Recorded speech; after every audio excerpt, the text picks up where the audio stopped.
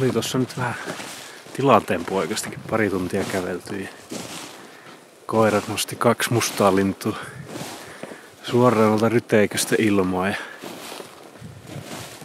ei jäänyt haukkua, otti aika pitkän pompun, mutta sitten aikaisin kun kävelin, niin näin kun puusta lähti ukkomehtä, mutta otti niin pitkän pompun sitten toisenkin, että ei enää löytynyt, mutta aina se on kiva nähdä lintuja, niin tietää, että ei ihan turhaan täällä kävellä.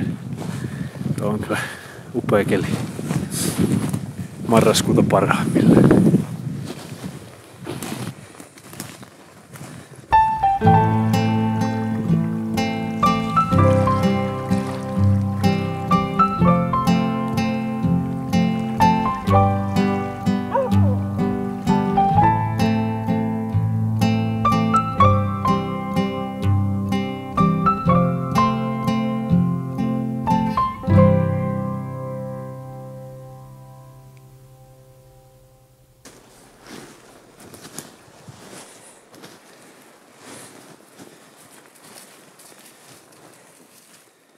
Jaha, säkö meinaat, että nyt riitti?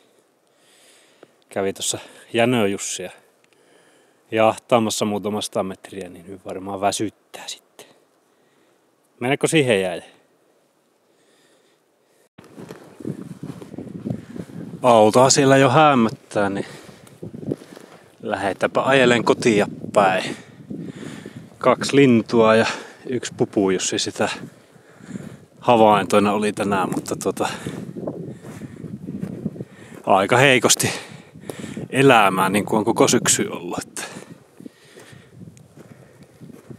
se on ollut vähän tämmöistä. Eipä tässä muuta. Kaisalta Rönttösen kotiväelle ja ajelu kotiin päin.